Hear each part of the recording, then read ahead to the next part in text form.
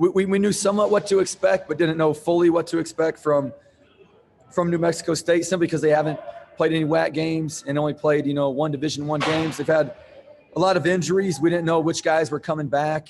So we prepped, different ways for different lineups, different guys. But really proud of our team.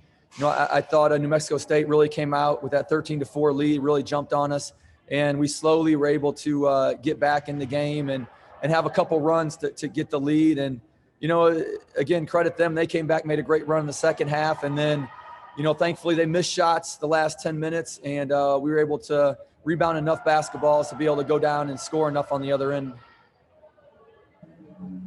The way they were rebounding, especially on the offensive end, what did you have to do to counteract that?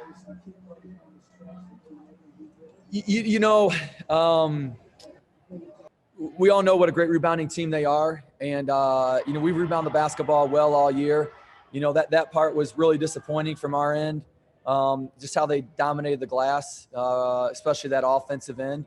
And so, when the shot went up, it was almost a victory if they missed, but then it was almost another victory, if we could actually get the ball, after they did miss. But credit them. I thought their positioning was fantastic, especially against the zone. Their guys really sliced into open areas, and their effort, got them a lot of rebounds. Bryce, does this game remind you a lot of those moments throughout the season already where your team showed some fortitude in moments where stretches weren't going well at all? I think an advantage is, for us playing the games that we have, playing Arizona State, playing Colorado, those games have really helped our team. And I think those games help us, especially at the start of WAC play here. They've really helped us playing against, the competition and the length and size, like New Mexico has, very similar to a Colorado, with the size that they have. Bryce, what did that feel like to be in a game there? There was two good teams, nice crowd there, a lot of energy in the building. It felt like a college basketball game. I know it's so cliche to say, but just so many games you watch on TV or you're in just don't feel like, a true basketball game. And, that felt like, a regular conference battle, with our crowd, with the two teams, playing as hard as they did. So that's as close to normal as I've seen or felt in a college basketball game all season. I know this rivalry is new to you. Could you see it from some of your guys that have been around, how much this one meant?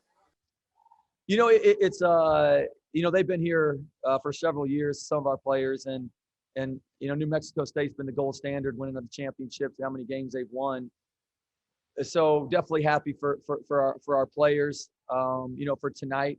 The crazy thing is, you win and then you got to turn around, you got to play again in 24 hours. So, there's really not much celebrating, but there'll be a lot of recovery time and a lot of prepping in the next less than 24 hours to get ready to play again.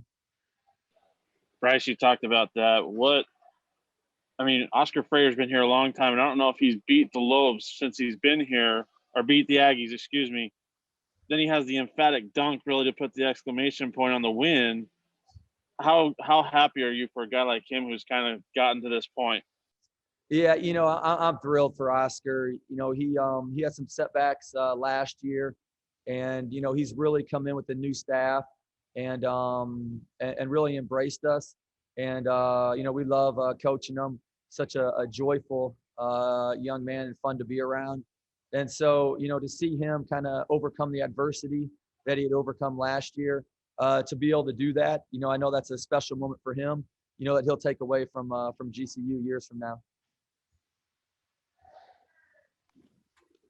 Did you like that Dixon attacked on that last fast break, or is that one of those moments where you're not sure if you want him to dribble it back out or not?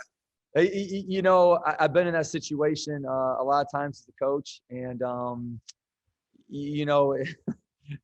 as a coach, you always want to burn more time and see that clock keep running. So probably bring it out, but sometimes you have to trust your players. Let them make basketball plays, and obviously Mikey and Oscar have played together for a while, and what a sensational play. It's probably not what I'd have drawn up, but but nonetheless, they made just a spectacular pass and a finish.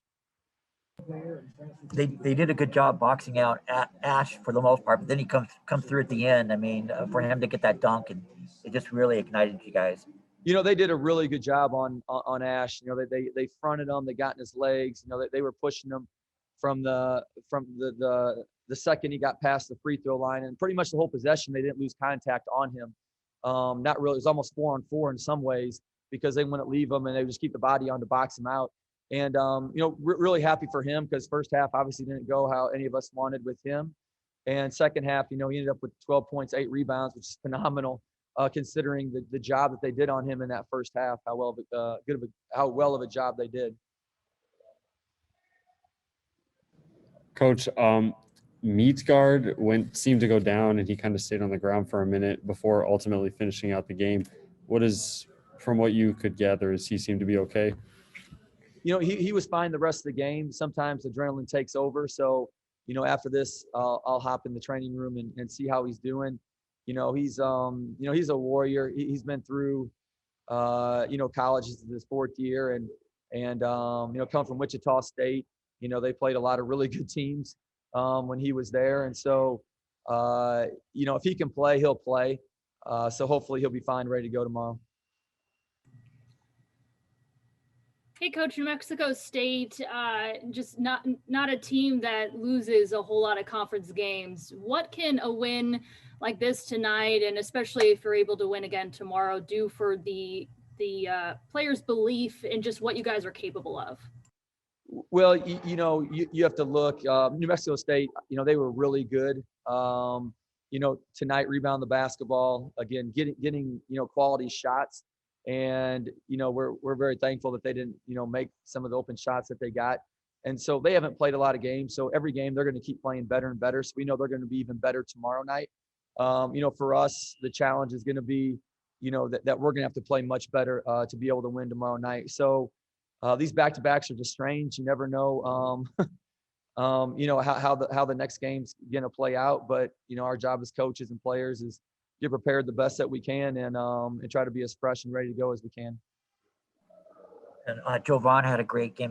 He didn't score a lot. He hit the free throws that you needed, but the way he was just facing the floor and making great passes. Yeah, I think he had 7 or 8 assists. Really controlled, our offense, and they did a good job, trying to take them away the last 5 minutes. And credit Jovan for having great patience and then cutting to the ball and getting it. And 7 for 8 from the free throw line. When you're in close games, you have to make free throws, and especially your point guard. So, he spends a ton of time in the gym shooting. He's always in there. And so it's great to see, his extra work pay off. In the end, how do you feel about your defensive effort on night where you hold them to 31%, but they went to the line a ton and had all those second chances?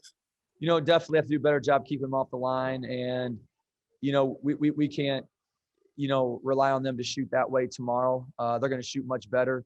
Again, they have not played a lot of games this year, so they're going to shoot the basketball better. We're going to have to defend better. We're going to have to contest and obviously rebound the basketball.